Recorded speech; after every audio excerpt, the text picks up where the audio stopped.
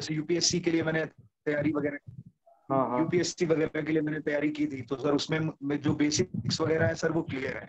अच्छा अच्छा, है अभी ना? मतलब तो बस अपन थोड़ा एक धीरे धीरे करके सिचुएशन आपकी जानते हैं कि आप किस लेवल पे प्रिपेयर हो, क्योंकि अपना कुछ हेल्दी डिस्कशन भी होना चाहिए। थोड़ा एक्सपीरियंस मैं अपना शेयर कर दूंगा, आप लोग मेरे को थोड़ा बता देना कि कैसा मेरे को प्रोसीड करना चाहिए, है ना?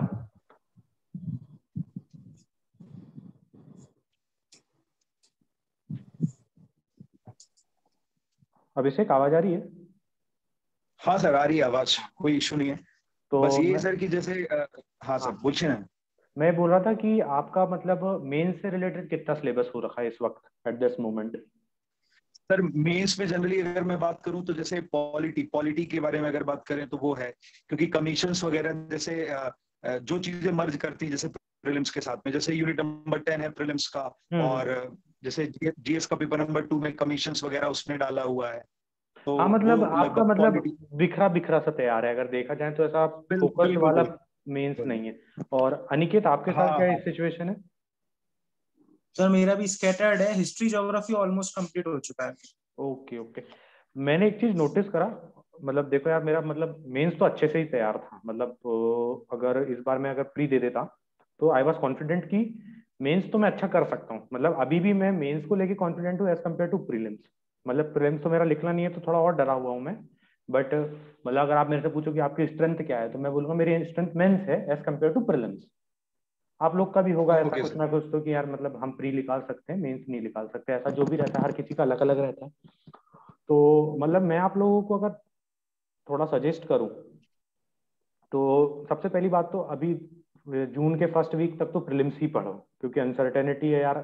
क्योंकि हर कोई जो भी बात करेगा वो सिर्फ प्रिडिक्शन करता है, रियलिटी से तो इसका लेना देना कुछ है नहीं, है ना?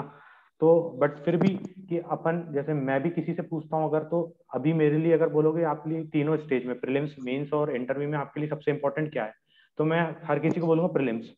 क्योंकि अगर आप वहां से बाहर हो जाते हो ना तो आपका पूरा आगे की जर्नी खत्म हो जाती है। तो सबसे इंपॉर्टेंट क्या हो गया? अपना प्रीलिम्स, है ना? प्रीलिम्स तो करना ही है। तो अब बोलोगे प्रीलिम्स कैसे निकालें, सबसे फंडामेंटल क्वेश्चन आता है। तो देखो मेरे ओके मेरे जितने भी दोस्त हैं, मेरे 4 से 5 दोस्त हैं, तो सबका प्रीलिम्स लिखना है, मेरा नहीं लिखना है। तो उनमें और मेरी प्रिपरेशन में कोई अंतर नहीं था। तो जो प्रीलिम्स निकाल रहा है और नहीं निकाल रहा है उसमें सिर्फ इतना अंतर है कि उस दिन उस इंसान ने 2 से 3 क्वेश्चन ऐसे गलत कर दिया कि वो बाहर हो गया। समझ रहे हो ना मैं क्या कहना चाह रहा हूँ? तो कोई मैजिक तो है नहीं, सारा खेल है रिवीजन का, और घोटो जितना घोट सकते हो, है ना? तो ऐसा तो कुछ है नहीं कि कुछ मैजिक होता होगा। तो सारा खेल तो उससे है। अब रही बात मेंस की, तो मेंस में ना अब तुम लोग क्या करो कि अब अपने पास तो पता है कि 30 मार्क्स फिक्स कहाँ से आना है, इसका तो क्लियर है। तो तुम एक चीज नोटिस करना, पॉलिटी में अपन पूरी लक्ष्मीकांत पढ़ते हैं, तो पूरी लक्ष्मीकांत उन्हें सिर्फ 30 नंबर की पूछा है। अगर देखोगे तो यूनिट 1 में constitution of India, conceptual element और फेडरलिज्म और सेंट्रल, तो पूरा जो पॉलिटी है उसको अगर मतलब अगर न्यू कमर हो तो आप लोग को मैं डेफिनेटली बोल रहा हूँ 10 से 15 दिन लगेंगे रिवाइज करने में। और मैं वेटरन हूँ एज कम्पेयर टू, मतलब ज्यादा रिवीजन हो चुका है मेरा, पढ़ के हो गया। तो भी मेरे को 1 सप्ताह तो लगेगा अभी की स्टेज में, क्योंकि खोला नहीं है, पढ़ा नहीं है, जो भी है। तो अगर लक्ष्मीकांत को उठाने से बेहतर बाकी की यूनिट अगर उठाओगे तो वो सारी एक एक दिन, 2 2 दिन की, तो तुम देखो 150 नंबर में 120 नंबर तुम्हारे 1 सप्ताह के एज कम्पेयर टू एक यूनिट जो कि अकेली 1 सप्ताह की, तो 30 नंबर वर्सेस 120। तो इस तरीके से पूरा मैजिक चलाना है आप लोगों को। और सबसे अच्छी बात है कि आप लोगों की स्केटर्ड है तैयारी, तो और अच्छा है कि आप लोग एनर्जी आपकी हाई हाई रख सकते हो। मतलब समझ रहे हो मैं कहना क्या चाह रहा हूँ? मतलब आप लोग ओके पास आउट कब के हो? मतलब अभिषेक आप कब के हो? सर, मेरा ग्रेजुएशन जो हुआ है वो अभी 2018 में हुआ है अच्छा, ग्रेजुएशन। मेरे साथ ही हुआ है आपका, मतलब अपन साथ के ही है। अच्छा, ओके। और अनिकेत आपका? सर 20 में ही हुआ है। अरे आप तो अभी जवान हो। अरे तो कोई इशू नहीं है यार, मतलब ऐसा है कि अच्छा है कि आप लोगों की प्रिपरेशन और मतलब समय मिल रहा है अभी। तो मैं तो वही कहूंगा, अगर मेरे से पूछोगे कि यार आप क्या सजेस्ट करना चाहोगे, तो मैं तो बोलूंगा कि एथिक्स खत्म कर दो। अनिकेत आप खास तौर पे इस टाइम पे तो मतलब अभी तो मतलब 1 जून का वेट करो, मतलब जून के फर्स्ट वीक का, कि क्या हो रहा है क्या नहीं हो रहा। उसके अलावा एथिक्स तो खत्म कर दो, और एथिक्स हो सके तो मेरे लेक्चर्स देख लेना, और उसके बाद कोई अगर तुमको नोट्स वगैरह रेफरेंस मिल जाता है तो वो तो अच्छा ही है। उसके अलावा आप लोग कुछ बात करना चाहते हो तो पूछो यार। अच्छा, हिंदी के लिए सजेस्ट कीजिए कुछ। हिंदी का यार, आनंद सुपर 100 के नोट्स अच्छे हैं, और नहीं तो चेतन मीना के नोट्स अच्छे हैं हिंदी के। अगर उसका जुगाड़ हो जाता है ना तो वो कर लो, क्योंकि चंचल जैन उठाओगे ना तो वो है तो किताब बहुत अच्छी, लेकिन तुमको सीधी बात है क्वेश्चन लिखना है ना, आंसर लिखना है किसी भी क्वेश्चन का। तो उसने उस हिसाब से बनी है, मतलब ज्यादा उसमें ना बकवास नहीं दी हुई है। इंग्लिश मीडियम से हैं अपन, मेरे को भी बहुत तकलीफ गई थी, बट थोड़ा फायदा उसी से होता है। मतलब मैं तो मतलब चेतन मीना और आनंद सुपर 100 के नोट्स की बात करूंगा, और अच्छे हैं वो। ओके। किसी ने और सर जो अनके, हिंदी में ऐसे, अच्छा उसके लिए क्या करना चाहिए? ऐशे का ना, मैं हो सके तो मेरे ग्रुप में विजन का एक है मटेरियल, विजन के ऐसे हैं। तो उसने क्या है कि कोई भी टॉपिक है, जैसे मान के लिए अपन वुमन, तो उसने वुमन के कॉन्स्टिट्यूशनल प्रोविजन, वुमन की क्या कहते हैं सोशली क्या सिचुएशन है, पॉलिटिकल क्या है, हिस्ट्री किस तरीके से रही है, किस तरीके से इनने राजनीति में लिए, तो सारे डायमेंशंस को कैच करना ऐसे रहता है एक प्रकार से। तो उनने उस तरीके से ऐसे बनाया, तो वो रेफरेंस के लिए अच्छा है। तो मैं शेयर कर दूंगा मैं ग्रुप में, अगर मेरे पास सही होगी वो, तो मैं पीडीएफ उसकी शेयर कर दूंगा। क्योंकि सर अपने यहाँ पे जो है टॉपिक पहले से ही मेंशन्ड है ऐसे के लिए, हाँ, टॉपिक तो ऐसे के लिए एक तैयार है। Positive point. और मतलब जैसे हो सके तो ना, मतलब जैसे वुमेन्स डे आया, मदर्स डे आया, तो ऑटोमेटिकली आपको कंटेंट मिल जाता है। तो आप छोटे छोटे अपने ना कॉपी में बना के रखो, एक कॉपी बना लो, और वो जैसे लूज पेजेस वाली, किस टाइप के पेजेस वाली बनाना है, इस टाइप के पेजेस जो रहते हैं ना, दिख रहे हैं। हम्म। हाँ, यस तो, सर। हाँ तो सर दिख रहा है। हाँ, तो ये ऐसे लूज पेजेस रहते हैं ना, तो इनको क्या कहते हैं कि आप अपनी क्या कहते हैं, अपनी स्पाइरल करा सकते हो। तो बढ़िया अपने बनाते रहो, और आखिरी में स्पाइरल करा लो, तो ये बहुत एडिट करने के लिए सही रहते हैं। तो वही है यार कि थोड़ा। अच्छा सर, एक और ये जो इशू है सर, ये जैसे कि इसमें टॉपिक दिया गया है आपके जीएस के पेपर नंबर 1 में, major events of the post independence period. तो सर ये हाँ अगर देखा जाए, जैसे यूपीएससी में जो मैंने पढ़ा हुआ है, हाँ तो ये हाँ पोस्ट इंडिपेंडेंस तो एक अच्छा खासा मतलब लंबा टॉपिक मैंने पढ़ा हाँ हुआ है। हाँ तो इसमें इसमें ये सर ऐसा है कि अपने को इसका थोड़ा सा कुछ ऐसे टॉपिक्स मैं आपसे सर डिस्कस करना चाहूंगा कि जिसमें हम लोग उसकी डेप्थ और उसकी ब्रेड कितना रखना है एमपीपीएससी के हिसाब से अगर बात करें तो। अच्छा अच्छा, मतलब ये मेंस का पेपर 1 की बात कर रहे हो आप? हाँ सर, मेंस के पेपर 1 यूनिट यूनिट 3 नंबर में है सर। 3 में sir, major events of the post independence period, जो एक हाँ हाँ लाइन हाँ, है। ठीक है ठीक है ठीक है। देखो पता है इसका ना, शुभम गुप्ता को तो जानते ही होगे आप सब लोग, यूट्यूब में। शुभम गुप्ता, अच्छा ये अन अकेडमी में जो पढ़ाते हैं। हाँ हाँ, मतलब काफी वो वायरल है एमपीपीएससी के लिए। तो हाँ हाँ। उनका ना एक लेक्चर डला हुआ है पोस्ट इंडिपेंडेंस के लिए। तो ना उसमें क्या है, कुल मिला के ये टॉपिक है कुछ भी नहीं। इसमें क्या हुआ था कि जो अपना इंडिया का इंटीग्रेशन हुआ था ना, मतलब कश्मीर, हैदराबाद, नॉर्थ ईस्ट, ये ही मेजर इवेंट है। कैसे इंटीग्रेशन हुआ, कितनी रियासतें थी, उनको सरदार वल्लभ भाई ने कैसे इंटीग्रेट करे, है ना। एक तो सर क्या हुआ है कि जो एमपीपीएससी ने जो टॉपिक लिखा है ना दरअसल, तो हम्म। इसका जो मेंस का सिलेबस है, इसने बहुत ज्यादा ही मतलब उसको क्लासीफाई तो किया है, अपने हिसाब से एलिब्रेट करने की कोशिश किया है।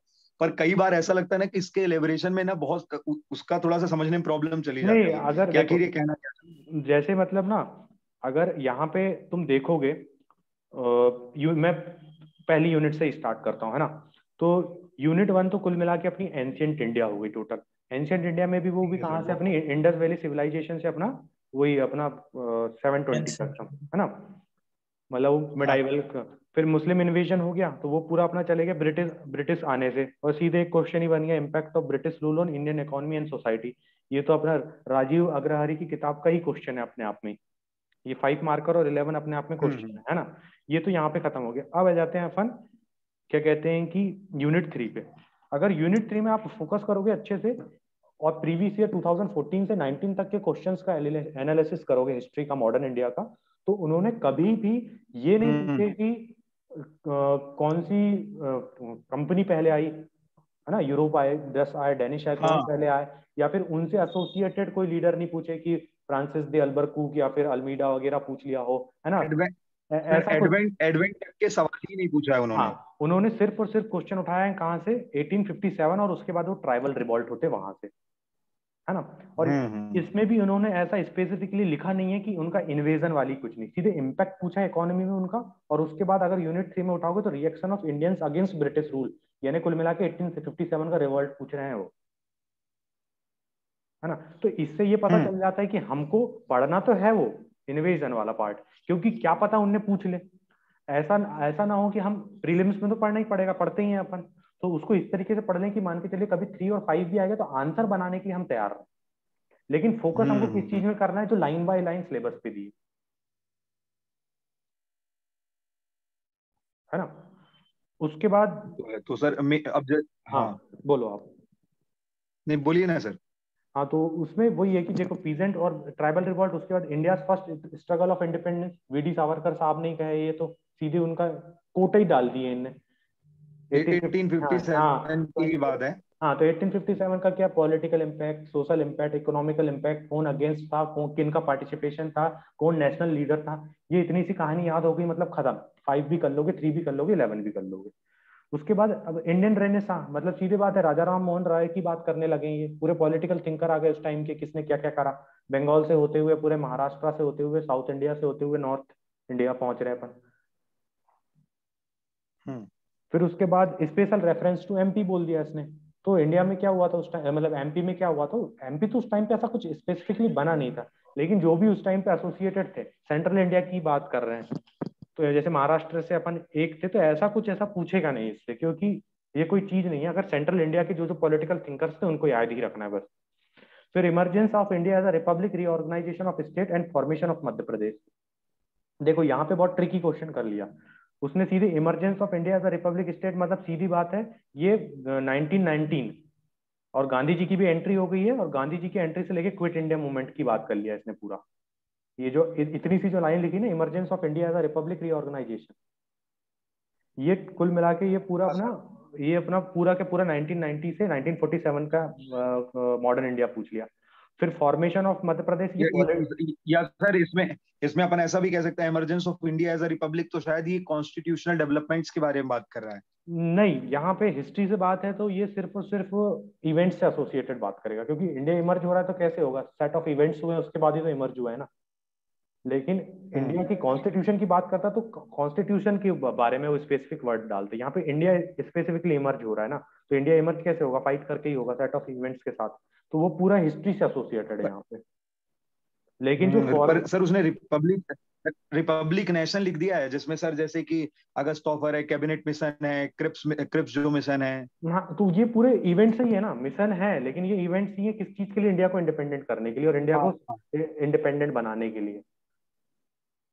और फिर major events of post independence period, तो इसमें तो मेरे हिसाब हाँ से हाँ। ज्यादा एनर्जी वेस्ट नहीं करना चाहिए। मतलब देखो इस पूरी यूनिट में इतना तो समझ में आ गया हमको कहाँ पे ज्यादा इन्वेस्ट करना है अपनी एनर्जी, 1857 और पीजेंट्स रिवॉल्ट्स और रेनेसां। मतलब पहला जो पॉइंट दिया है ये कुल मिला के 15 से 20 नंबर का ये अपने आप में, और रही कसर 10 नंबर की ये नीचे की चीज आएंगी। तो यहाँ जो हमें, रीऑर्गेनाइजेशन ऑफ स्टेट्स वगैरह, हाँ हाँ हाँ सरदार सरदार के रोल वगैरह या पर्सनालिटी वगैरह ऐसा भी पूछ सकता है। हाँ वही। ये यूनिट भी सर थोड़ा सा ना, ये आर्ट वाली जो है इसके नीचे चलिए, इंडिया इंडिपेंडेंस मूवमेंट इन मध्य प्रदेश तो क्लियर है, ठीक है, ये हाँ तो स्पेसिफिक है ये। हम्म अब जैसे Indian heritage art and culture with reference to, special reference to MP Madhya Pradesh, तो हम्म। इसमें क्या 3 मार्कर वगैरह ज्यादा बनाएगा वो? नहीं देखो यहाँ पे with reference to Madhya Pradesh बोला है बस, लेकिन उसने नीचे अपने आप में मध्य प्रदेश पूछ लिया है, तो ऊपर से कुछ लेना देना ही नहीं है मध्य प्रदेश का।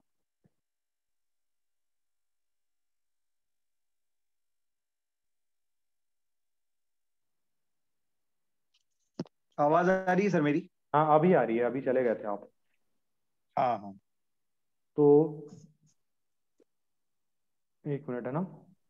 हाँ, तो देखो उसमें क्या है कि इंडियन कल्चर हेरिटेज वाली बात पूछा है ना, तो उसमें एमपी नहीं पूछेगा, वहां भले लिखा हुआ है with reference to Madhya Pradesh, लेकिन उन्होंने मध्य प्रदेश को सीधे नीचे डाल दिया, world heritage sites in Madhya Pradesh and tourism.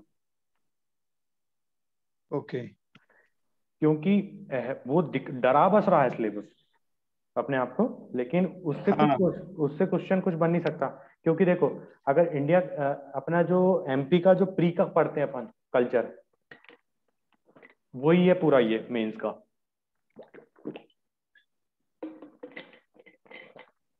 है ना। उसके बाद वर्ल्ड हेरिटेज साइट, बिल्कुल। मतलब वही अपनी तीनों साइट्स पूछ लेगा, फिर अपना भोज स्थल वगैरह पूछ लेगा, है ना। फिर वो 3 अपने नेशनल पार्क में बायोस्फीयर रिजर्व वगैरह हैं, वो यूनेस्को के हो गए हैं। तो उन सब से ये पूरा ऑब्जेक्टिव है अपने आप में। ये प्रीलिम्स तैयार हो गया ना, तो ये तो आपका ऑटोमेटिकली तैयार हो जाएगा। इसलिए ये इसमें इसका कुछ है नहीं। मतलब अपनी एनर्जी, मैं वही कह रहा हूँ कि अगर देखो अभी यहाँ पे अपने आप पे पूरी हिस्ट्री देखोगे, तो इसमें सबसे आसानी से नंबर पकने वाली अगर कोई यूनिट है तो वो यूनिट 5वीं। हाँ। है ना, कि मतलब 4-5 डायनेस्टी खत्म कर लोगे और आपके 30 नंबर तैयार हो जाएंगे। बिल्कुल। हाँ, तो ये यूनिट हो गई। फिर उसके बाद उसके उसके बाद मेरे हिसाब से यूनिट 4 उठाना चाहिए। 60 नंबर ये तैयार हो गया आपके फट से। उसके बाद यूनिट 3 का पहला पार्ट उठा लो, वो बहुत छोटा सा है। 1857 हो गया, रिवॉल्ट हो गया और रेनेसा हो गया। तो ये लगभग 20 हो गया, तो 80 नंबर ये तैयार हो गए। बाकी का 50% का सिलेबस हुआ। इसको अपना उसमें भी मुगल करके स्पेसिफिकली दे दिया है। Impact of British rule on Indian economy and society दे दिया यूनिट 2 का। तो यहाँ के 10 नंबर और हो गए, तो 90 ये हो गए। 511 मार्कर तो पूछेगा ही पूछेगा। वही तो, मतलब आपको ना बहुत चूजी होना पड़ेगा मेंस के पढ़ते हुए। जैसे आप न्यू कमर हो अपने आप में, अभी आप बिल्कुल आपकी स्कैटर्ड तैयारी है ना, तो आपको बहुत ट्रिकी होना पड़ेगा कि ये उठा लेता हूँ, ये कर लेता हूँ, पहले मेरी प्रायोरिटी तो ये है बिफोर अपीयरिंग फॉर मेंस। क्योंकि मेंस के टाइम पे तो आप खींचोगे ही अपने आप को, स्ट्रेच करोगे कि मेरे को सभी पढ़ना है, वो अलग जोन है। लेकिन बट ये भी आपकी प्रायोरिटी सेट होना चाहिए कि मैं यूनिट 1 मतलब पेपर 1 की तैयारी में पार्ट ए। 1 मिनट, सौरभ आ रहे हैं, मैं एंटर कर देता हूँ ना उनको एक।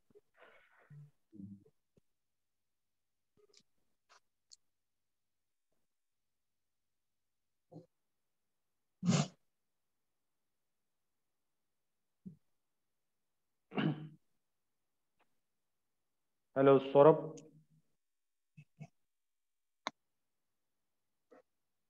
कनेक्टिंग।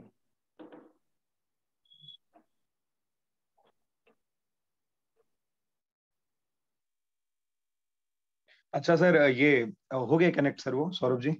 हाँ हाँ, 1 मिनट।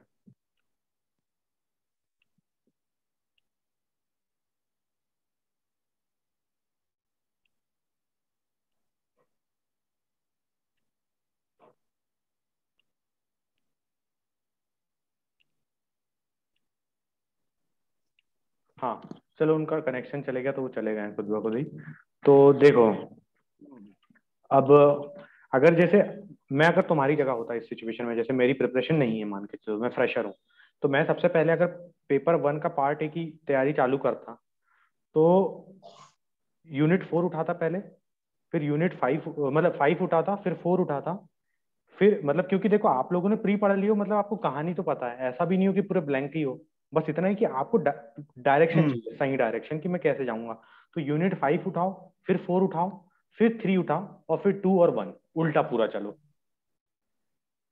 या फिर ऐसा क्योंकि देखो उसमें भी आपको पता होना चाहिए कि 3 में किसको पहले प्रेफरेंस देना, और 2 में भी कौन से पॉइंट को पहले या दूसरे को। इस तरीके से आपको मूव करना है। ओके। है ना। उसके बाद ज्योग्राफी में तो देखो, इसमें भी अगर ज्योग्राफी में भी देखोगे ना, तो सबसे पहले आपको क्या उठाना उल्टा ही चाहिए? चलें। उल्टा ही चलो। बिल्कुल, क्योंकि हाँ ये जो है ये बहुत ही स्पेसिफिक और बहुत ही स्कोरिंग हो जाता है सर, हाँ हाँ, जैसे एडवांस टेक्निक इन ज्योग्राफी। मतलब देखो मतलब इसमें क्या ही सवाल बनाओगे, जो लिखा है वही बनेगा। मेंस निकालने के लिए मतलब तुमको नॉलेज की तो जरूरत है ही नहीं, सच बता रहा हूँ। मतलब कंसेप्चुअल क्लियरिटी तो जरूरी है, बट उसके बाद ना पूरा खेल है नंबर कहाँ से उठेंगे उसका है। मतलब ठीक है, आता तो सभी को है, ऐसा कुछ नहीं है पढ़ने वालों में, बट ऐसा है कि पिकी होना पड़ेगा, क्योंकि आपके पास, हाँ बस ये सवाल बहुत बड़ा है कि पेपर कैसा आएगा। क्या वो अपने आप में यूनिट वाइज क्वेश्चन बनेगा, या फिर अभी जैसा आ रहा है वैसे ही आएगा? अगर ना यूनिट वाइज बन गया तो और मजेदार हो जाएगा। तो यूनिट वाइज बन गया तो पेपर अब, लेकिन सारा खेल है अब कंटेंट का, कि मतलब कम शब्दों में कौन कितना अच्छा अपने आप को रिप्रेजेंट कर सकता है। बिल्कुल अब सर। पेपर 2 के पार्ट ए में अगर देखें, तो इसमें भी फिर उल्टा ही चलना बेहतर है। उल्टा तो नहीं कहूंगा इसमें, बट तो यूनिट 2 पहले उठा लो, यूनिट 3 उठा लो, फिर पॉलिटिकल थिंकर उठा लो। यूनिट 2 सर, यूनिट 2 जो है, जैसे यूनिट 1 तो ठीक है, ये तो ठीक है। यूनिट 2 में सर बाकी जो पहला है जैसे कमीशंस वगैरह है, ठीक है वो। Role of caste, religion, class, ethnicity, language in gender in Indian politics, ये भी देखे। यहाँ जैसे sir political parties and voting behaviour in Indian politics है, देखो तो इसके बारे में थोड़ा सा बताएं, टॉपिक को एलेबरेट करके। देखो पॉलिटिकल पार्टीज में सीधे पूछ लेगा कि write down the 3 Indian parties with leftist ideology. हाँ, एक ये क्वेश्चन बन गया। ये पूछ लेगा what is the ideology of BJP, ये हाँ, क्वेश्चन बन गया। What is the ideology of Congress, ये क्वेश्चन बन गया। ठीक है, फिर फिर एक क्वेश्चन बन गया what are the national parties. तो अपन को क्राइटेरिया बताना पड़ेगा कि ये क्राइटेरिया होता है तब जाके वो नेशनल पार्टी राइट, बनती है ना। What is the criteria for right, state हाँ, parties, write down any 3 names of state parties, है ना, इस तरीके से रीजनल पूछेगा। पार्टीज। हाँ, फिर what is the importance of regional parties, है ना। तो ओके। ये हो जाएगा। और और उसके बाद सर वो और हाँ, civil society and public movement, तो सर इन दोनों के बारे में क्या है? Civil society and public movement, mass movement के बारे में बात कर रहा है वो। हाँ, मतलब ऐसा है कि what is the importance of public movement in democracy, ये सोशल क्वेश्चन। पब्लिक मूवमेंट को सर यहाँ पर हम लोग सोशल मूवमेंट भी कह सकते हैं। हाँ, पब्लिक मूवमेंट सोशल मूवमेंट एक ही बात है। वो तो एक तो साला इन लोगों को ना ट्रांसलेट करते ही नहीं आता। मतलब ये पेपर तू जो अपना पब्लिक नहीं, बहुत एडमिनिस्ट्रेशन, सारे सर, एक तो ये लोग गूगल इनका जो सर ट्रांसलेशन को यूज सिलेबस है करते ना, हैं और कॉपी पेस्ट करते हैं, इतने गंवा रहे हैं ये लोग। बहुत बहुत जगह सर, जैसे मैनेजमेंट में भी जैसे आपने बताया, एरिया ऑफ कंट्रोल लिख दिया है, अब आदमी हाँ, ढूंढते ही रहे area of control, span of control जिसे ना पता है तो। वही मतलब मैंने बोला यार बेचारा जो बहुत आदमी कुछ बहुत कर रहा बड़ी है, दिक्कत।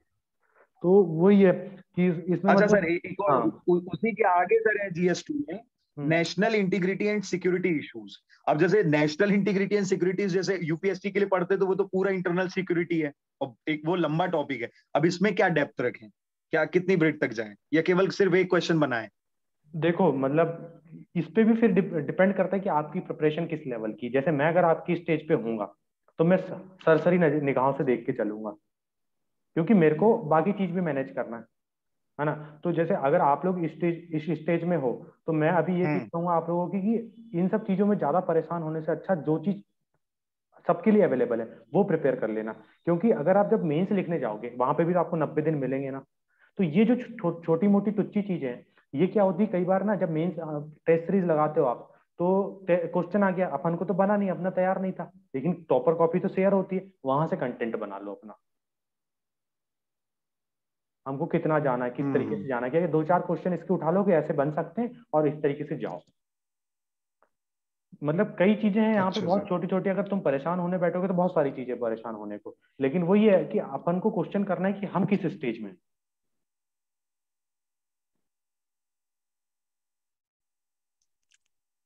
Okay sir. अनिकेत भाई साहब, आप कुछ पूछना चाहेंगे? सर हिंदी की इशू था मेरा, तो वो हो गया। हाँ यार, हिंदी हिंदी तो मतलब मैं तो अभी तो तुमको गाइड करूंगा कि यार हिंदी मतलब कर लो हिंदी, क्योंकि अपना भी हम्म। ऐसा है कि यार अपन भी ठंडे ही हैं उसमें। ऐसा है कि थोड़ा ना अपन लोग इसीलिए लिखने बोलेंगे तो बड़ी की मात्रा छोटी की मात्रा गलत कर लेंगे, इस टाइप की मिस्टेक करते हैं। वो महसूस कर सकता हूँ मैं तुम लोगों की गलतियां, क्योंकि मैं खुद करता हूँ। मेरा भी अगर बोलोगे कि तो मैं उस लेवल का नहीं हूँ, कॉन्फिडेंस उस पर नहीं है।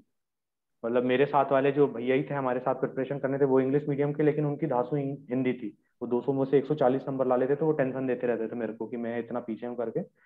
तो वो ये हिंदी का तो यार तुम जितने जल्दी हो सके कि मतलब ला लो, यूज टू हो जाओ। जैसे वर्ण क्या है ना, शब्द क्या है, समास के कितने प्रकार होते हैं, विश्लेषण क्या है, क्रिया विश्लेषण क्या है। तो कंसेप्ट तो क्लियर करके रखो, राइटिंग प्रैक्टिस तो हो जाएगी उस टाइम पे भी। उतना परेशान होने वाला नहीं है वो सब्जेक्ट।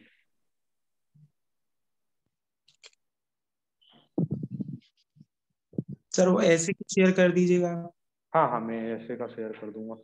और एथिक्स का तो मतलब एथिक्स का पता है सोर्स किससे पढ़ रहे हो आप एथिक्स? एथिक्स अभी पढ़ा ही नहीं ना सर। मतलब कुछ सोच के रखे किससे पढ़ना है, कौन से इससे? विजन की सर मेरे पे कुछ पीडीएफ्स हैं, उससे सोचा है मैंने। नहीं, विजन विजन से मत पढ़ना। मैं भी ये शेयर कर दूंगा, एक पीडीएफ है। हाँ, या फिर नहीं तो ये जो एक किताब है, ये इसका नाम है डिकोड एथिक्स। लिखना हो तो लिख लो आप, पेन में भूल जाओगे नहीं तो। याद रहेगा। डिकोड एथिक्स है, ये मुदित जैन ने लिखा है। ये किताब एमपीपीएससी के लिए नहीं है, इसमें बहुत मतलब चीजें उठाना पड़ेगा, क्योंकि एमपीपीएससी बहुत सतह लेवल का पूछता है। एमपीपीएससी में इथिक्स में सारे अब खेल होता है केस स्टडी में। एथिक्स हर किसी का अच्छा हो सकता है, बिगड़ भी सकता है, लेकिन जो केस स्टडी खेल लेता है ना, वो लीड कर जाता है। और पेपर 3 तैयार है आपका? मतलब पेपर 3 कर लोगे आप? Sir paper 3 sir science background है तो 5 यूनिट में तो दिक्कत नहीं होनी शुरू की। आप क्या करे हुए ग्रेजुएशन आपका? बीएससी। अच्छा, आप बीएससी करे हुए।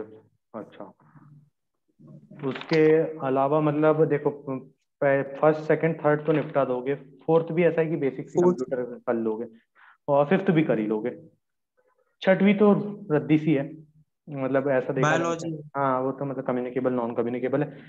सेवेंथ यूनिट है, सेवेंथ यूनिट पे भी देखो, इसमें भी पिकी होना। ओके। पहले तीन टॉपिक तो छोड़ ही दो, उनको बाद में देखेंगे भैया, क्योंकि वो देखा जाए तो बहुत लंबे लंबे हैं। आखिरी का भी लंबा है, लेकिन बीच के जो चार टॉपिक है, generation of Jio stationery satellite और लॉन्च व्हीकल, क्योंकि प्रीलिम्स में भी पढ़े हो ये आपने। फिर बायोटेक्नोलॉजी भी छोटा सा टॉपिक है, क्लोन रोबोट आर्टिफिशियल भी इंटेलिजेंस भी छोटा सा टॉपिक है, और patents and rights of intellectual property, trips, वो भी बहुत सीधा सा टॉपिक है। तो ये इनको पहले उठा लेना। उसके बाद तो इन्वायरमेंट है, और ज्योग्राफी डाल दिया है। और इन्वायरमेंट में सर ये इन्वायरमेंटल एजुकेशन वगैरह का मटेरियल क्योंकि नॉर्मली ये अवेलेबल नहीं रहता, जैसे शंकर आईएएस वगैरह भी पढ़ रहे हैं तो इसमें ये सब दिया नहीं है। कौन सा है? देखो, इन्वायरमेंटल एजुकेशन में क्या है, अगर थोड़ा, अगर इन कंटेंट के पीछे ना भागे तो थोड़ा सेल्फ इंट्रोस्पेक्ट करें अगर यहाँ पर, तो एनवायरमेंटल एजुकेशन में क्या आ जाती है कि सीधी बात है कि पेड़ों की कटाई नहीं करनी चाहिए। कटाई कर रहे हो, जितना का आप कंजम्पशन कर रहे हो, कंज्यूम कर रहे हो, उतना का आप पेड़ उगा दो, सीधी बात है ना। फिर ऐसा है कि इन्वायरमेंटल एजुकेशन में अपन इतनी एसी चला रहे हैं, क्लाइमेट चेंज का सबसे बड़ा इशू अगर एसी चलाना भी है, तो हमको इतना पता होना चाहिए कि हम कितनी एसी हमारी चलाने से कितना कंजम्पशन से कितना एनवायरनमेंट को लॉस हो रहा है, उसके बदले हमारा ऑर्गेनाइजेशन क्या कर रहा है, हम इंडिविजुअल, हमारी इंडिविजुअल कॉन्साइंस क्या है, गीला सूखा कचरा। तो ये ऐसी चीजें ना, ये बड़े जनरल क्वेश्चन है, इसमें तो बड़ा मजा आना चाहिए। मतलब ये जो सबको लेके हुए चलने वाले क्वेश्चन में तो दिमाग से खोल के रखो अपने आप को, मतलब ये है। हाँ, तुम लोग को ये भले ही परेशान कर सकता होगा मेरे हिसाब से कि पेपर 2 पार्ट 2 में इकोनॉमिक्स वाला पार्शन जो है, वो कैसे तैयार कर रहे हो आप लोग?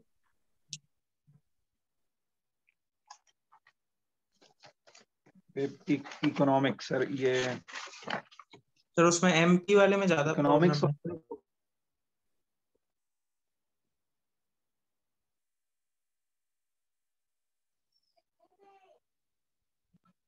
एमपी का ही डिटेल नहीं है, लेकिन सर उसमें ऐसा किया गया है कि मैंने उसमें मतलब जो पढ़ा हुआ था, बाकी जो नेशनल की प्रॉब्लम है जैसे हॉर्टिकल्चर है, पोट्री है, डेयरी, फिशरीज, एनिमल हस्बेंड्री वगैरह जो है इश्यूज वगैरह, हम्म तो उसमें तो मैंने वही नोट्स बनाए, क्योंकि कॉमन प्रॉब्लम ही है, चाहे वो एमपी के बारे में बात करें या इंडिया के बारे में बात करें।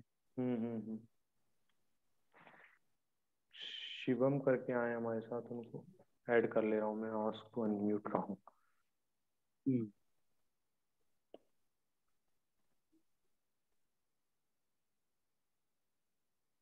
तो ये है सर। तो इस बार का क्या यूपीएससी देने का है विचार, या फिर फुल फ्लेज एमपीपीएससी में घुसना है? नहीं सर, अभी तो पूरा फोकस एमपीपीएससी पर ही है। मतलब अगर एमपीपीएससी और यूपीएससी में कंफ्यूज हो रहे होगे ना, तो मतलब मैं तो दो कभी किसी को एडवाइस नहीं करता कि दोनों साथ में लेके चलो। ये ना हाँ सर। बेवकूफ कोचिंग का गिमिक रहता है कि यूपीएससी तैयार कर लो तो एमपीपीएससी तैयार होता है, ऐसा नहीं होता। सर दोनों का क्योंकि स्ट्रक्चर में फर्क है।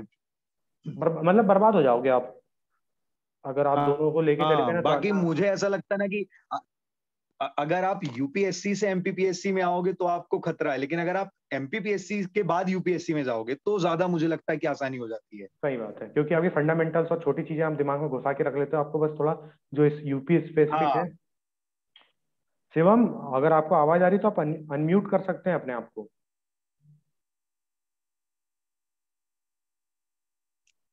Yes sir.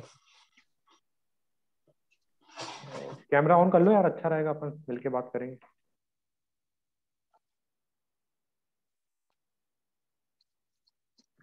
बाकी सर जीएस 4 का तो ऐसा है कि बहुत ही मतलब उतना ज्यादा डिटेल में, और इनके सवाल भी जो रहते हैं वो टॉपिक जैसा दिया, एटीट्यूड एप्टीट्यूड नहीं, वगैरह, तो एकदम इनके सवाल बहुत बेसिक रहते हैं लेकिन बहुत ट्रिकी रहते हैं।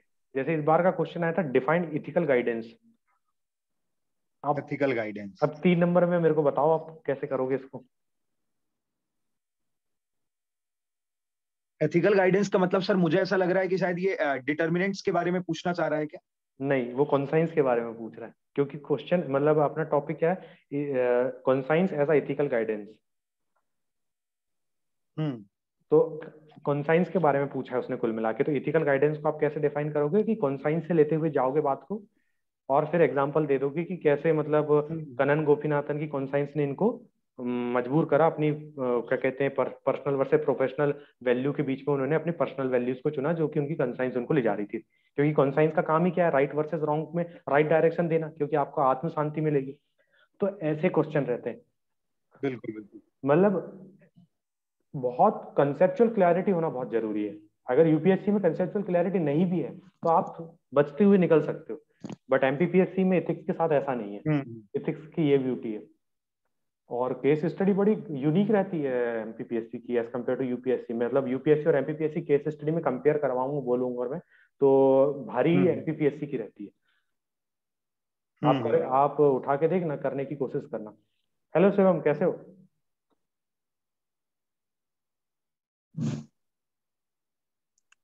अटक रहे हैं, वो फ्रीज हो रहा है शिवम।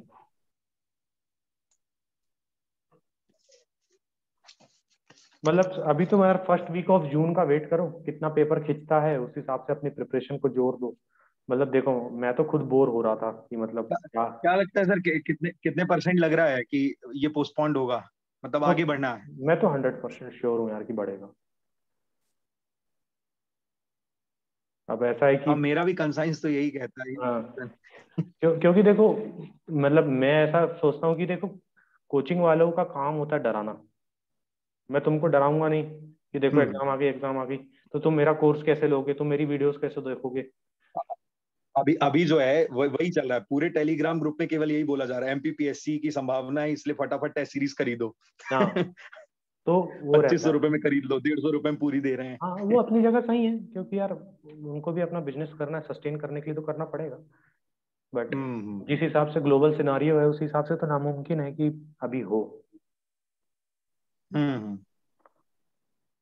अगस्त जुलाई, जुलाई लास्ट या अगस्त फर्स्ट वीक? मेरे को तो यार सितंबर लग रहा है, क्योंकि अक्टूबर में जब यूपीएससी हम्म। हो रही है और यूपीपीएससी हो रही है ना, तो ऐसा है हम्म। कि अपन लोग भले ही अपने केसेस कम हो गए, सितंबर तक तो खींचना चाहिए। बट नोबडी नोस, ऐसा कट ऑफ जब हाई जा सकता है तो कुछ भी हो सकता है भैया। एमपीपीएससी अभी कुछ चीजों में तो सबके प्रिडिक्शंस खत्म करके रखे हैं। तो प्रीलिम्स की तैयारी कैसी चल रही थी आप लोगों के? स्कोर कैसा आ रहा था? टेस्ट सीरीज लगाए होंगे तो। तो टेस्ट क्या, मेरे सीरीज तो में थोड़ा 60 एमपी वाला ही पोर्शन था। नहीं, टेस्ट सीरीज में स्कोर क्या रहता था निकेत आपका? 65 सही जाते थे सर क्वेश्चंस। अच्छा, और आपका अभिषेक? सर वही 60 62। एमपी में थोड़ा गड़बड़ी है, एमपी उतना अच्छा नहीं है। अच्छा, मतलब आप लोग एसटी एससी ओबीसी जनरल कौन सी कैटेगरी से हैं आप लोग? जनरल। जनरल। हाँ, मैं तो जनरल वाला ही सर। मैं ओबीसी वाला हूँ यार। नहीं मतलब यार देखो, तुम लोग को तो मैं यही सजेस्ट करूंगा कि मतलब हैबिट बना लो कि 2 घंटे एमपी पढ़ना है। क्योंकि एमपी ना, हम्म। जैसे मैं भी अगर 15 दिन छोड़ दो एमपी तो मैं भी तुम्हारे स्टेज में आ जाऊंगा जीरो पे। ऐसा है ही एमपी। हम्म। एमपी की तो तुम कसम खा लो कि 2 घंटे में पढ़ूंगा, चाहे दिन हो, मतलब कुछ भी हो जाए मेरे साथ। मैं अपनी पढ़ाई के 2 घंटे निकालूंगा जिसमें एमपी पढ़ूंगा, और ऐसा पढ़ूंगा कि मेरे को याद हो। क्योंकि मतलब बिना एमपी पढ़े आप नहीं इमेजिन कर सकते कि आप निकालोगे प्री। हम्म।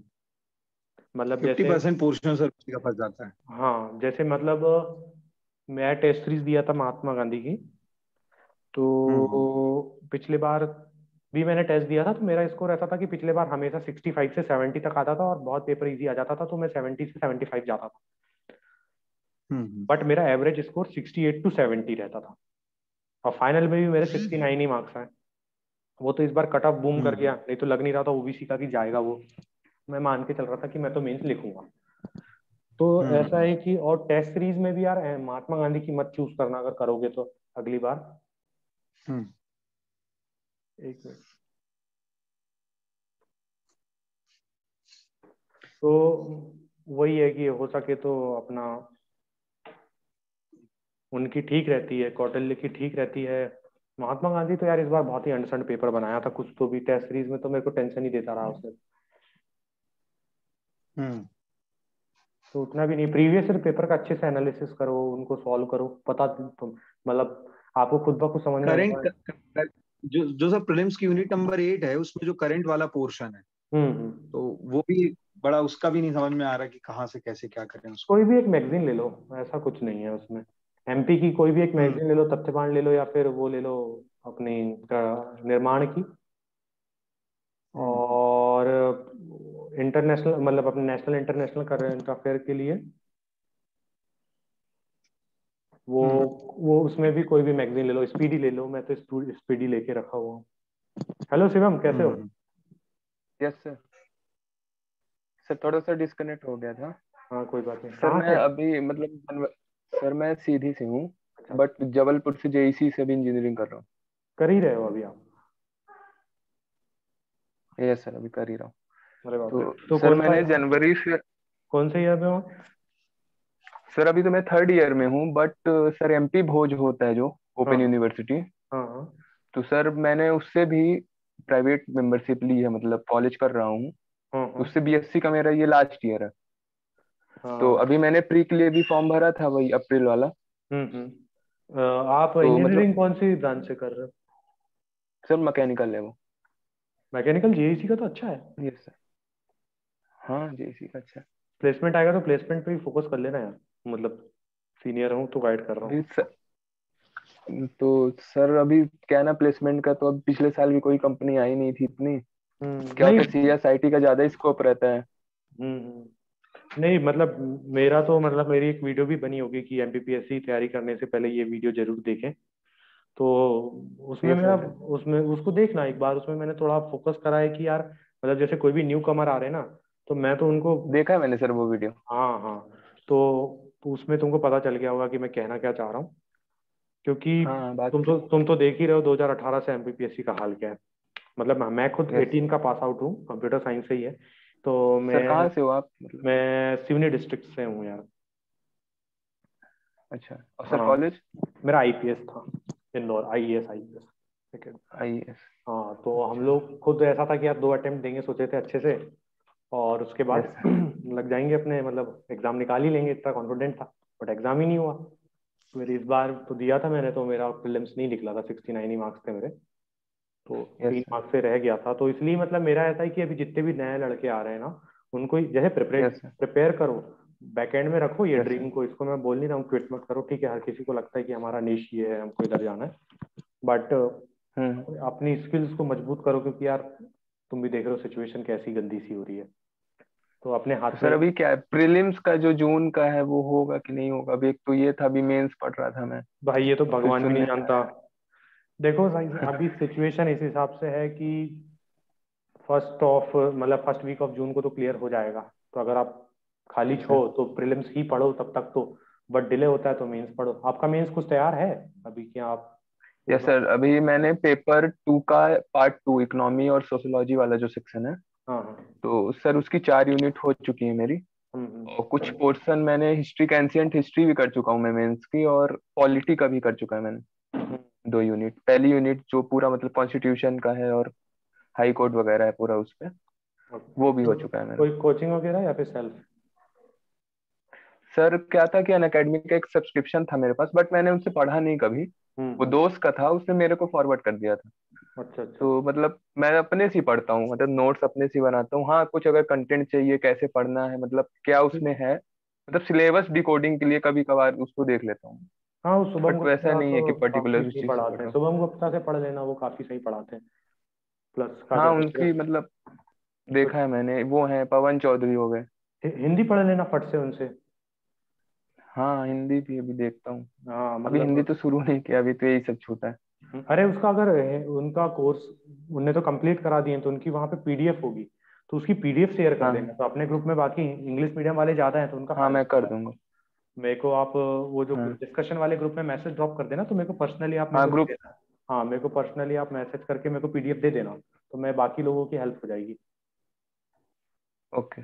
हाँ क्योंकि मेरा बस यही मकसद है कि जितना हो सके अपन 4-5 लोग जितने भी जुड़ते जाएं तो उतने लोग सर का। जैसे अभी मैंने इकोनॉमी का मतलब कर लिया है सर, हेलो। हाँ आवाज आ रही, बोलो आप। तो सर जैसे मैंने अभी सेकंड पार्ट कर लिया, मतलब सोशियोलॉजी वाली यूनिट हो गई है, और पहली यूनिट जो मतलब बेसिकली इकोनॉमी की है वो भी हो चुकी है, और हम्म सर हेल्थ वाली वो यूनिट भी हो चुकी है। हम्म। तो सर अब जैसे यूनिट तो हो चुकी है, उसके नोट्स भी मतलब मेरे पास बन चुके हैं। अब सर उसको रिवीजन तो करता हूँ, तो अब क्या है कि अब तो अपन रटेंगे नहीं, अब आंसर राइटिंग के लिए क्या करूँ मतलब, आंसर वो राइटिंग के थोड़ा लिए, सा है हाँ चलो क्योंकि। आंसर राइटिंग के लिए तुमको ब्रह्मास्त्र बताता हूँ। सब लोग बोलेंगे आपको कि आंसर राइटिंग प्रैक्टिस करा करो, लिखो एक आंसर लिखो, ये लिखो, वैसा मत करो। सबसे पहले मान के चलो आपने हम्म, आसियान आसियान का टॉपिक उठाया, मीन्स कि आपने नोट्स बना लिए। हाँ तो यस देखो सर। Question yes sir. कैसे कैसे हाँ बनेंगे, हाँ आपको क्वेश्चन बनाना है टॉपिक से सबसे पहले। कि सबसे पहली बात, ये आसियान कब बना, तो 3 हाँ मार्कर हाँ क्वेश्चन बनेगा, व्हेन वाज आसियान वाज हाँ या एस्टेब्लिश। फिर 5 यस सर। मार्कर का क्वेश्चन हाँ हाँ मिलेगा, what is the objective of ASEAN. तो जब ये क्वेश्चन फ्रेम करो तो अपने आप में दिमाग में आंख बंद करो यस सर। कि मैं इसका इंट्रो ऐसा लिखूंगा कि आसियान ये बन गया and these are the following objectives. और हम्म ऑब्जेक्टिव्स करके लिखे और अपने आंख बंद हम्म करके देखो कि पहला ऑब्जेक्टिव मैं ये लिखूंगा, सेंटेंस बनाओ। फिर दूसरा बनाओ, तीसरा बनाओ, चौथा बनाओ, हम्म 5वां बनाओ। बन गए 5 पॉइंट। उसके बाद फिर से गो थ्रू करो आपने जो हम्म। आंसर बनाए थे। हाँ आप ऐसे करते जाओ। हाँ जब हाँ। आपका माइंड क्लियर होगा ना, तो आपका हैंड ऑटोमेटिकली स्पीड पकड़ेगा ही पकड़ेगा। लेकिन अगर माइंड क्लियर नहीं है और आप राइटिंग सर जो, प्रैक्टिस करोगे तो कोई औचित्य नहीं, समय बर्बाद करोगे। तो सर 3 मार्कर में तो कोई दिक्कत नहीं, क्योंकि उसमें मतलब 10 या मतलब 2 या 3 लाइन में लिख लेंगे अपन, और 10 या 20 वर्ड में लिखना भी है। अब दिक्कत आ रही है कि जो 5 मार्कर है जिसमें केवल 50 वर्ड लिखना है। हम्म। अब उसमें ये है कि सपोज ऑब्जेक्टिव पूछ लिया, हाँ। सपोज एशियान के ही हम्म ऑब्जेक्टिव उसने पूछ लिए, सर जैसे स्टार्ट करना है, अब जैसे ऑब्जेक्टिव तो 5-6 पॉइंट तो उसके लिखने ही पड़ेंगे अगर 5 नंबर का है तो वो। तो देखो अभी तो सर जब ये, हाँ तो तुम नए हो ना, तो तुम पहला पॉइंट ही क्या बनाओगे पता है कि हाँ ASEAN ASEAN is set up to do this this this. लेकिन मैं वेटरन हूं तो मैं आंसर लिखूंगा तो सीधे लिखूंगा ऑब्जेक्टिव, हाँ और फिर पहला पॉइंट बनाऊंगा, to maintain the harmony in हाँ एशिया पैसिफिक एरिया, है ना। हाँ फाइनेंस टू मेक हाँ following countries financial freedom, to make these countries strategic relations so that they can cope up with other developed nations। तो मेरे को पता है कि ग्रामर कितनी रिड्यूस करना है, तो इसलिए बहुत जरूरी है कि थॉट क्लियर होना हाँ। जरूरी है कि मैं बना क्या रहा हूँ सेंटेंस। जैसे तो हिस्ट्री में सर जैसे जो ग्रामेटिकली मिस्टेक होती है, सपोज हैज की हैज भी नहीं लिखना है, हैज बस लिख के आ गया अपन, हाँ हाँ हाँ। ऐसा कुछ। तो इसके लिए जितना हो सके ना टॉपर्स कॉपी देखा करो, टेस्ट सीरीज जो लगाते हैं ना उनकी कॉपीज देखा करो कि हम्म ग्रुप में डलती रहती है, किसी की भी कॉपी डली रहती है, तो वहां पे देख लिया करो कि क्या है वो। हाँ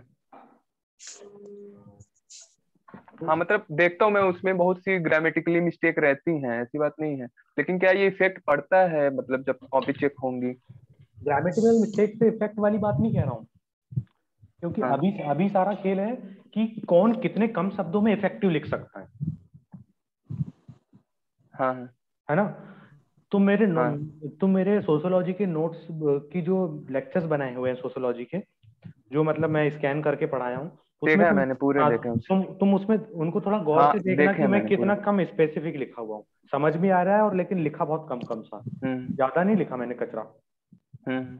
कि मैं सेंटेंस पूरा हाँ फ्रेम कर हाँ रहा हूँ। तो आपको ऑब्जर्वेशन थोड़ी अच्छी करना पड़ेगा क्या, क्योंकि ये ऐसा मैजिक नहीं है। आप हर स्टेज के साथ, मतलब 6 महीने पहले शिवम क्या था और अभी क्या है, आपको ऑटोमेटिकली ड्रास्टिक चेंज दिख जाएगा आपकी पर्सनैलिटी में कि कैसे धीरे धीरे बदलती चीजें। ये आपको भी नहीं पता चलेगा कि आपके अंदर ये चीज डेवलप हुई है। आप फ्रेशर हो इसलिए आपको तो लग रहा हाँ, अगर देखा जाए तो क्या 5 नंबर में क्या हर क्वेश्चन पे वो कंक्लूजन और इंट्रो लिखना जरूरी रहेगा। है। इट डिपेंड्स द क्वेश्चन, कि क्वेश्चन की प्रवृत्ति कैसी है उसके ऊपर डिपेंड करता है। अब जैसे मान के चलिए कि क्वेश्चन ने पूछा कि इंडिया में ड्रॉप आउट क्यों होता है, what is the reason for girls drop out from the school, तो इसने सीधे पूछा कि रीजन पूछा है ना, तो इसमें कंक्लूजन और इंट्रो जैसी बात तो होती ही नहीं, मेरे को 5 ऐसे रीजन देना, बात खत्म कर देना। तो ये जो क्वेश्चन कह ही रहा है सर इसको हाँ देखो सर, अगर इसको ऐसे शुरू कर सकते हैं कि मतलब drop out of girls is major challenge for India, और कुछ डाटा लिख दें कि इतने % ड्रॉप आउट हुआ, ऐसा करके कुछ। हाँ, और फिर उसके बाद स्टार्ट करें रीजंस।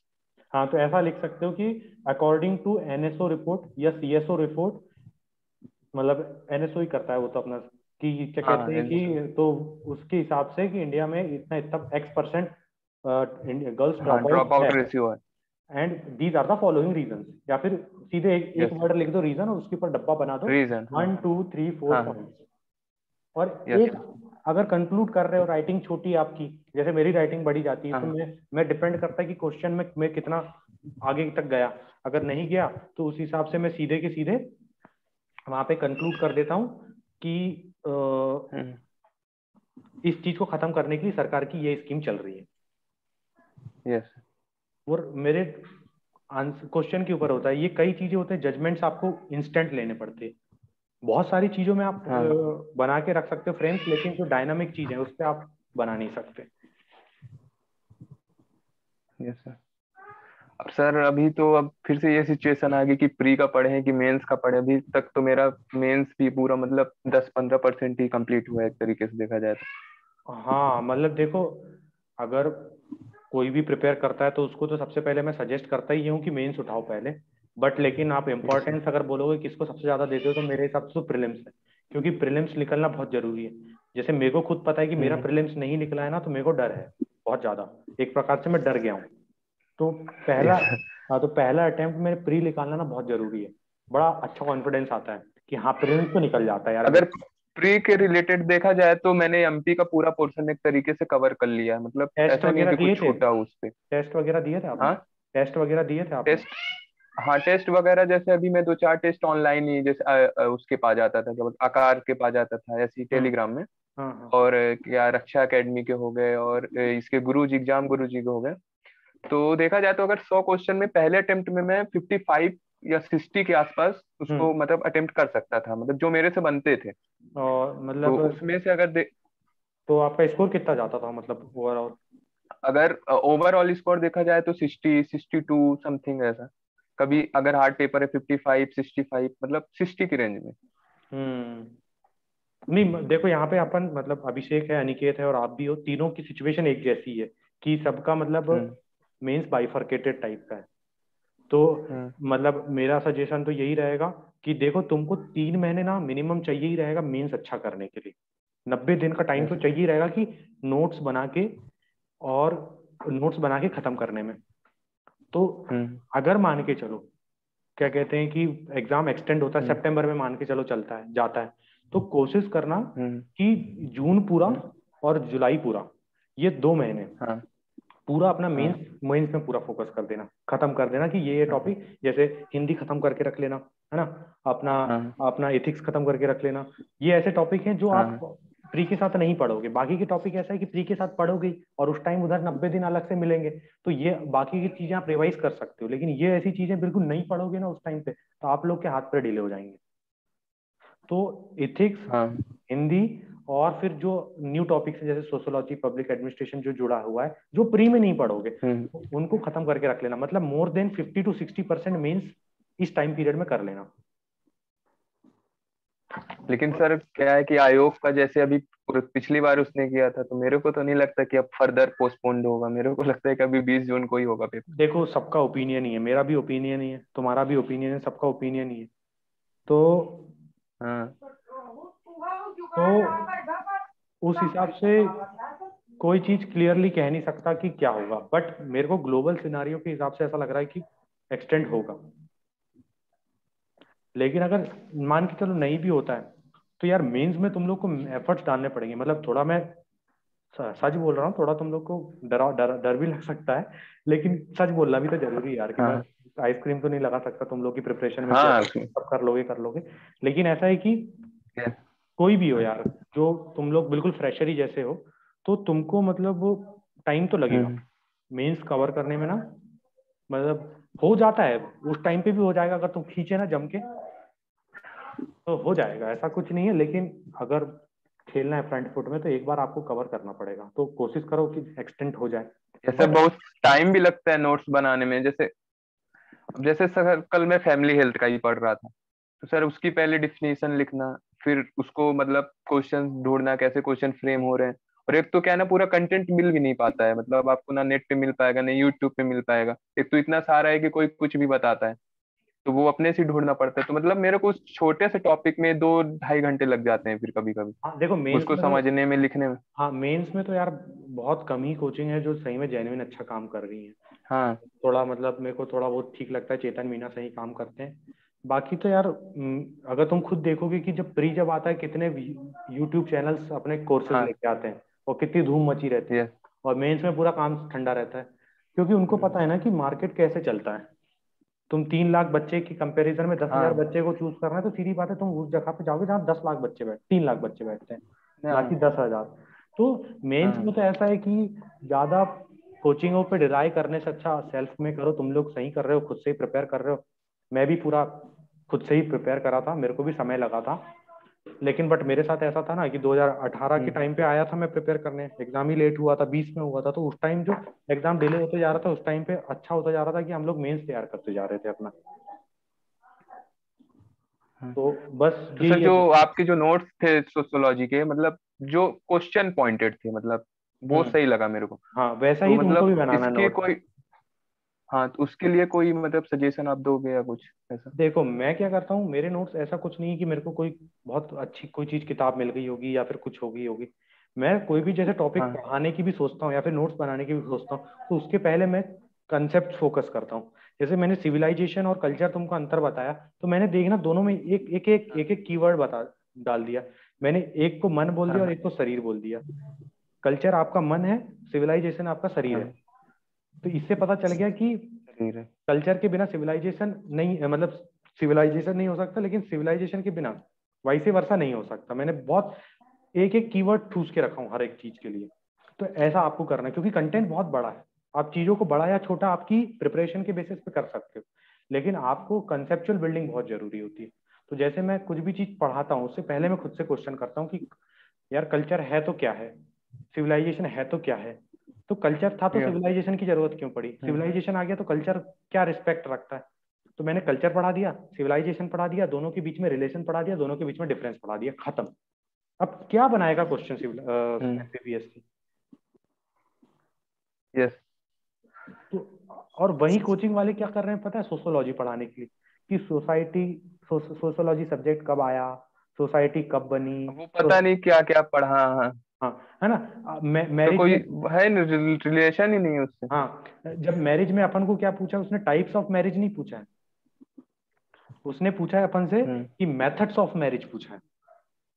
टाइप्स और हाँ मेथड्स में अंतर मेथड्स ऑफ होता है। मैरिज। टाइप्स में क्या क्या आ जाता है अपना, हाँ एंडोगेमी, एक्सोगेमी, है ना। एंडोगैमी, हाँ हाँ ये हाँ। लेकिन मेथड्स में क्या आ जाता है, जो अपने वो कौन सा असुर विवाह है, कौन सा विवाह है, क्या विवाह है, हिंदुइज्म में किस प्रकार के विवाह होते हैं। 8 टाइप के हाँ हैं मनु के हिसाब से। हाँ। तो मतलब आपकी जो सिलेबस में एक एक लाइन दी है ना, वो अपने आप में क्वेश्चन है। जिसने सिलेबस को सही तरीके से कर लिया वो खेल जाता है। उसके बाद है रिवीजन और पेपर में, और दिन उसका सही होना चाहिए एग्जाम वाले दिन, बस। तो मतलब सर अभी देखा जाए तो ये कहते हैं कि अगर सिलेबस आपका कंप्लीट है हम्म, और अगर आप पेपर मेंस का पूरा लिख के आते हो, सपोज अब हाई फाई वर्ड या मतलब उससे रिलेटेड ही होना चाहिए पेपर, क्योंकि सर देखा जाए तो मतलब 30 क्वेश्चन लिखने हैं आपको 90 मिनट में केवल। तो मतलब पहली बात तो उसको कंप्लीट करना ही बहुत बड़ी बात हो जाती है। देखो फिर कभी सर भी, कितने कभी चांसेस हो जाते हैं कि सपोज मैं आप। बता रहा हूँ ना, सबसे पहली बात, मैं जो इंस्पायरिंग टॉक्स डालता हूँ टेलीग्राम पे, देखना बहुत काम काम की बातें डालता हूँ उसमें। तो उसमें देखना कि मैं कभी हम्म, भी ये फोकस करवाता हूँ, जैसे मान के चलो आप इस स्टेज में हो अभी, है ना, यहाँ पे दिख रहा हम्म, होगा कि नहीं पता नहीं, आप इस स्टेज में और हाँ आप दिख रहा है। अब इस लेवल की बात कर रहे हो, मतलब यहाँ इतना बड़ा गैप है आपकी अभी प्रिपरेशन में। तो कभी भी ना छोटे हम्म, छोटे डॉट्स कंप्लीट करते जाओ, कि मतलब मेरा सोशियोलॉजी का फैमिली है, मेरे को ये करना है, फिर मेरे को ये करना है। आंसर राइटिंग अपन बाद में देखेंगे, सिलेक्शन के लिए सोचना ही नहीं है अभी अपन को। हमारा सिर्फ एक ही मुद्दा है अभी कि सिलेबस हो जाए और सेल्फ नोट्स बन एग्जामिनेशन, जाए और खुद से अपने आप से क्वेश्चन बना लो और आंसर लिखो, उसके बाद सब कर लोगे। तो पहले अपन को नेक्स्ट स्टेप पे फोकस करना है कि हमको ये चीज करना है, अगली स्टेप। क्योंकि सर कभी कभी बहुत लगता है ना, क्योंकि अभी मैंने प्लेसमेंट के ऊपर भी मैं फोकस नहीं कर रहा हूँ, और दूसरा भी केवल एमपीपीएससी के ऊपर ही फोकस कर रहा देखो, हूँ। लगता है ना कि ये छूट जाएगा फिर क्या होगा। अरे हमको खुद ऐसा लगता है कि यार किस भाई में हमने डिसीजन ले लिए थे, मतलब हाँ। शराब ही लग गया था क्या हमने जो डिसीजन लिया, और 2021 में मतलब 20 में सीधा एग्जाम हुआ। मतलब हम्म। प्लेसमेंट हमने भी छोड़ दिए थे, मेरा भी डीसीएस में हो गया था। तो ऐसा है कि हर कोई गिल्ट में है, हर कोई परेशान है। बस इतना है कि कौन अपनी परेशानी को पीछे रख के आगे बढ़ रहा है, वही कामयाब है भाई। उसके अलावा सभी के जीवन में तकलीफ है, सबको टेंशन है, इसलिए इतना टेंशन मतलब हाँ, देखो, ये प्रिपरेशन की पूरे अभी ये मेरे लिए फायदा है कि लगातार एग्जाम होंगे, 2 एग्जाम एमपीपीएससी के लगातार होंगे ही अब। हाँ ये है कि आयोग तो कराएगा ही, चाहे अब हाँ कुछ भी हो जाए। हाँ, मतलब तुम जो गंदा वाला सिचुएशन थी ना, जो फंसी वाली, उससे लगभग लगभग निकल गए हो। बस कोविड ही है, तुम्हारा ग्रेजुएशन होते तक मतलब चीजें स्मूथ हो जाएंगी। तो सामने हाँ तुम्हारे 2-3 अटेम्प्ट पड़े हैं, कोशिश करो कि पहले दूसरे में ही निकल जाए। हाँ। बस वो ये कि बीसीएस साइकिल में ना फंस जाओ सर थोड़ा कि सा आप प्रीलिम्स निकल जाए और मेंस अपना कंप्लीट नहीं, मेंस फंस गया, फिर अगला फिर से आ गया तो तुम प्रीलिम्स में फंस गए, मेंस कभी तैयारी नहीं कर पाए। इसीलिए कोशिश करो कि जितना हो हाँ सके मेंस निकाल के तैयार करके हाँ रखो, तो वो जो चक्र में नहीं फंसोगे। हाँ। जैसे मैंने जनवरी से शुरू किया था, उस समय पे जब नोटिफिकेशन आया दिसंबर पे, तो मैंने जनवरी और फरवरी में क्या किया कि पूरा मतलब प्रीलिम से रिलेटेड पढ़ा, एमपी पढ़ लिया, उसमें आयोग पढ़ लिया है ना, और हिस्ट्री का पढ़ लिया पोर्शन। अब तो उसमें क्या हुआ कि सही हो गया। अब सर मेरे को एक और डाउट है, जैसे अभी हिस्ट्री का देखा जाए, वर्ल्ड हिस्ट्री का और अपना इंडिया की हिस्ट्री का, वर्ल्ड हिस्ट्री तो है ही नहीं, तो उसको मैंने प्री के हिसाब से केवल लूसेंट से बस पढ़ा है। और जो अपना घटना चक्र का वो होता है ना, एमसीक्यू का, मोटी सी बुक, हाँ हाँ। प्रतियोगिता दर्पण के साथ, हम्म उसको मैंने लगा लिया पूरे, मतलब उसमें जो भी टॉपिक वाइज रहते हैं, तो हम्म उसको मैंने लगा लिया, और लूसेंट से मतलब एक एक लाइन को अंडरलाइन करके उसको पढ़ लिया मैंने। अब हम्म। अब इससे ज्यादा तो प्री के लिए क्या ही पढ़ूंगा, मतलब मैं। नहीं, प्री का तो यार देखो, मतलब मैं तो सही इंसान हूं नहीं गाइड करने के लिए कि मेरा प्री लिखना नहीं है, बट फिर भी ऐसा है ना, प्री का सारा खेल ऐसा हाँ है कि मतलब तुम में और मेरी प्रिपरेशन में कोई अंतर नहीं है। बस सारा खेल ऐसा है कि तुम में से 2 से 3 क्वेश्चन सही करके आओगे तो तुम्हारा प्री निकल जाएगा, मेरा नहीं निकलेगा। सिर्फ ये है। हाँ मतलब मैं अगर 2 से 3 क्वेश्चन सही कर लेता तो आज मैं मेंस लिखा हुआ होता। तुम्हारी प्रिपरेशन मेरी प्रिपरेशन में कोई अंतर नहीं, बस सिर्फ यही अंतर है कि हम 2 से 3 क्वेश्चन गलत कर रहे हैं। इसलिए वो ये फंडामेंटल्स, जितने आसान क्वेश्चन गलत मत करो। मैं तो सीएस वाला होके 2 क्वेश्चन सीएस की गलत करके आ गया यार, गंदे वाले। मैं तो आज भी पेपर देखता हूँ तो रोना आ जाता है मेरे को हाँ कि मतलब क्या करके आया हूँ यार। तो वही है कि मतलब देखो, दो है मतलब की पॉइंट में बताना चाहूंगा कि पहला ऐसा कि प्री निकालने के बाद ये ना हो कि तुम्हारा मेंस तैयार ना हो, क्योंकि मेंस नहीं मतलब तुमने हाँ दिए बिना प्रिपरेशन वाला, मतलब रोते धोते, और अगला प्री एकदम से तुम्हारे सामने आ जाएगा, तो फिर तुम ये फंस जाओगे कि प्री पढ़ो या मेंस पढ़ो, है ना। फिर वो चक्कर हाँ, वो चलता फिर जाएगा से कि साइकिल में आदमी फंस हाँ जाता है। हाँ। तो दूसरा ये है कि हमको हर हाल में प्री तो निकालना ही निकालना है, लेकिन मेंस भी इस लेवल का प्रिपेयर हाँ, करके रखना है, 50% तो, कि ताकि जो बाकी टाइम का जो मेंस होगा उसमें हमारा कंप्लीट हो सके। तो सर इसी तरह मेरे को भी ना प्रीलिम्स थोड़ा सा ज्यादा हार्ड लग जाता है, कि मतलब क्या उसमें अनसर्टेनिटी रहती है कि कभी क्या हो जाए। एक अब नंबर से प्री में, बता, मेंस में क्या है। मेरे 2 से 3 हाँ, दोस्त हैं, अभी दो क्या से है कि तीन मेंस में ये है कि अगर आपके नोट्स बने हैं और देखा जाए तो वही क्वेश्चंस रिपीट होते हैं उसी टॉपिक से, थोड़ा सा मेरे अंतर रहता है, कभी वो उसका इंपॉर्टेंस पूछ लेगा या कभी ऑब्जेक्टिव पूछ लेगा, बस मेरे इतना ही अंतर रहता है। मेरे खुद 2 से 3 दोस्त ऐसे हैं। मेरे 4-5 दोस्तों ने तो मेंस लिखे हैं, उसके अलावा हम जो 2 से 3 दोस्त हैं उसमें 3 दोस्त ऐसे हैं जिनके 72 मार्क्स हैं, एक एक नंबर से बाहर हो। तो सोचो अब उन पे क्या हाँ बोलूं। मैं तो 69 वाला हूँ, इसलिए 3 नंबर है तो मैं उनसे कम ज्यादा बुरा फील करता हूँ। बट ऐसा है कि बताओ भैया, अनिकेत, अभिषेक, कुछ और आप लोगों को पूछना हूँ? नहीं सर, बस क्लियर है सब अभी तो।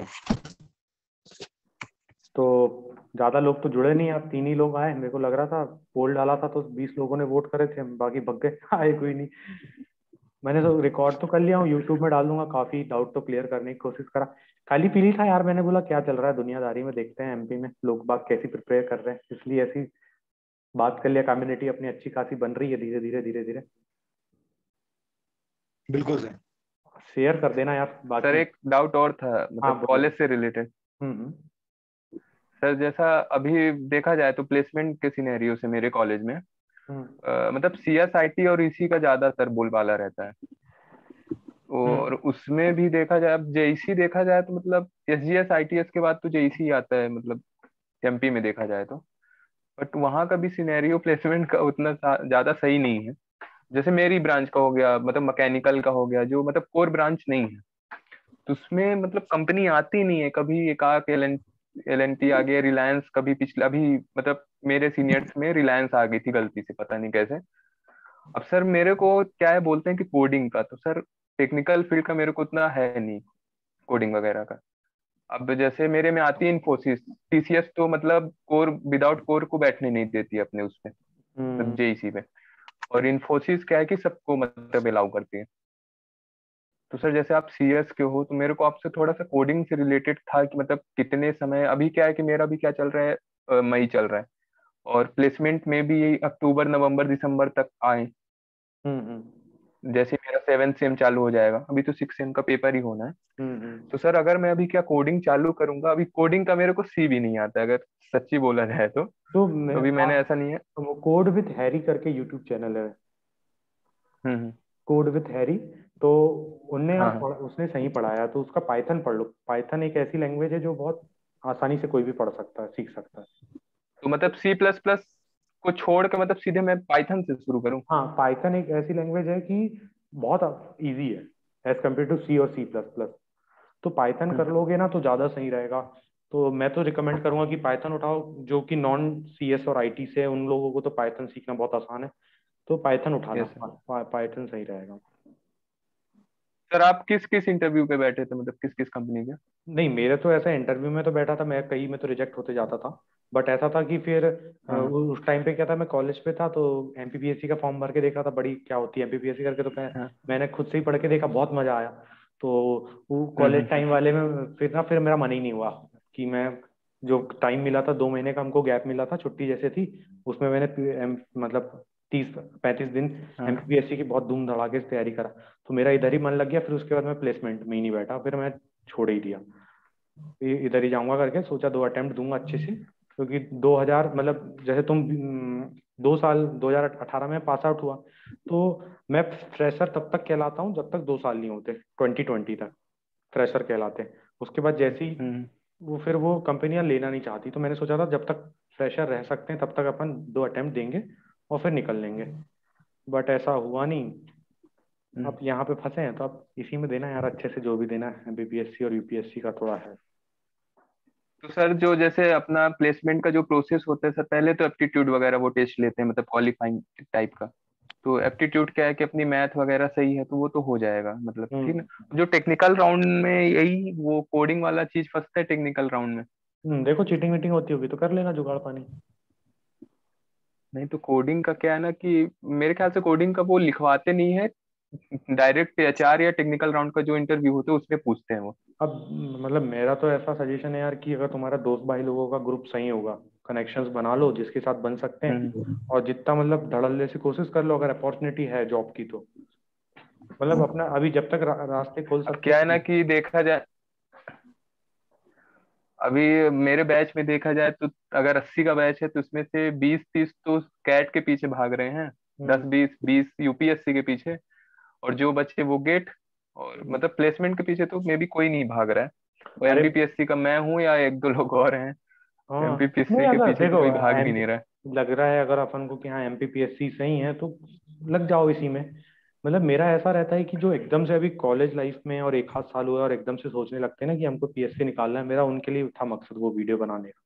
तो मतलब हाँ। तुम भी अपने ग्रुप वगैरह या फिर लोगों के बीच में वो इन्फॉर्मेशन शेयर करो। वो सही में जेन्युइनली मैंने बहुत ईमानदारी से बनाया है उस वीडियो को। उसके पीछे का पर्पस ही था कि मैं थोड़ा एजुकेट करूँ लोगों को। और तो अगर लगता है यार तुम्हारा अंदर से मन करता है कि नहीं, मैं MPPSC के लिए ही बना हूँ और आगे तो चीजें क्लियर हो ही जाएंगी, तो फिर धड़ल्ले से घुस जाओ इसी इसमें और लगो थोड़ा अच्छे से, और क्या। नहीं अभी तक तो देखा जाए तो अभी तक तो सीरियसली ही लगा हूँ मैं, हम्म। ऐसा कुछ नहीं मतलब ऐसे हम्म। चूज कर लिए और चल रहा है। हम्म। अब लगा हुआ हूँ, जो भी हो अब देखते हैं। देखो यार, सब हम भी ऐसा है कि मैं बोल सकता हूँ, बता सकता हूँ, करना तो सभी को अपना अपना है, कोई क्लियर नहीं है। हाँ, करना तो अपना ही है। हाँ। और ना कोई कोचिंग काम आएगी ना कुछ काम हाँ मतलब बस ऐसा है कि थोड़ा अच्छा दोस्त भाई लोग का ग्रुप बना लो जो पढ़ रहे हैं उनके साथ। आएगा। ये था कि जो अपने पास कंटेंट का है, मतलब मेरे पास कुछ ना पीडीएफ वगैरह कंटेंट नहीं है मेरे पास। मैं क्या नया नया नया हूँ और मिलता नहीं है मेरे को। जैसे निर्माण का मैंने सुना है कि अच्छा होता है। धीरे धीरे देखो, कोई अच्छा कोई बुरा नहीं है, सबसे फिल्टर आउट ही करना पड़ेगा। आप कोई भी कंटेंट बोलो उसके बाद आपको बहुत जरूरी ये समझ में आना कि क्या क्या उठाना है यहाँ से और क्या छोड़ना है। ये आना ना थोड़ा समय हम्म। लगता है। जैसे मेरे भी पहली बार जो नोट्स बने थे तो वो ऐसा था कि कॉपी मतलब बुक का बुक बन गई थी अपने आप में। फिर दूसरी बार मैंने खुद से समझा, मतलब ये क्या हाँ। बनाया। तो टाइम लगता है यार। तो ये ऐसा नहीं है कि मैं तुमको बता दूं तो तुम ऐसा करने लगोगे। ह्यूमन नेचर ही इवॉल्व होते हैं अपन धीरे धीरे एग्जाम की प्रिपरेशन के साथ। तो टेक योर टाइम और बस करो मजे से। सर अगर आपसे कांटेक्ट करना हुआ तो किस मीडियम से कर सकते हैं मतलब? देखो मैं कांटेक्ट नंबर में अगर हुआ तो व्हाट्सएप ग्रुप बनाने की कोशिश करूंगा, क्योंकि अगर ऐसा कुछ हुआ तो बाकी मेरा हम्म। टेलीग्राम में तो डिस्कशन वाला ओपन है, वहां पे बात कर लेना यार, मैसेज वगैरह कर लेना, तो वहां से अपन कर लूंगा। ओके। बाकी यार देखो हाँ। जितने लोगों से सब्सक्राइब करवा सकते हो चैनल करवा दो यार। मतलब अभी अपने 300 हाँ, मतलब हाँ चार जरूर। 400 सब्सक्राइबर हो गए। तुम लोग पूरा अपने कॉलेज वॉलेज हाँ जहाँ पे हाँ। भी जितने रीच पहुंचा सकते हो पहुंचा दो। मम्मी बुआ जिसका ही फोन पकड़ के सब्सक्राइब तो करवा दो, अपन को 1000 सब्सक्राइबर चाहिए अभी। तो उसके बाद थोड़ी वीडियोस मोनेटाइज होती हैं हाँ थोड़ा। देखते हैं। बाकी डोनेशन वोनेशन तो देखो यार, मन करता है तो कर लेना, बाकी ऐसा कोई हार्ड एंड फास्ट नहीं है। तो खत्म करें मीटिंग, हम्म। ओके। है। Okay sir. ओके। कुछ ओके। मिलता है जैसा भी होता है तो यार अपन, मैं हूँ अपन डिस्कशन के वाया आप लोग मेरे से बात कर सकते हो। और कोई सजेशन वगैरह देना हो तो दे सकते हो। रखने से पहले कुछ बताना चाहोगे कैसा क्या पढ़ा रहा हूँ मैं, कुछ गलत कुछ सही, कुछ क्या इम्प्रूवमेंट की जरूरत है। बताओ अनिकेत, पहले आप बता दो कुछ। नहीं मतलब। अनिकेत सर पहले मैंने आप। तो अब तक जितना देखा उतना सब बढ़िया लगा मुझे। हम्म। शिवम सर आप। नोट्स भी हेल्पफुल है काफी। Okay okay, thank you. Sir Shivam. पहला तो ये कि सर आप कितना मतलब सिलेबस कवर करवाओगे? जैसे अभी का आपका पब्लिक एडमिनिस्ट्रेशन था, सोशियोलॉजी थी। पब्लिक एडमिनिस्ट्रेशन तो पूरा करा दिया दोस्त।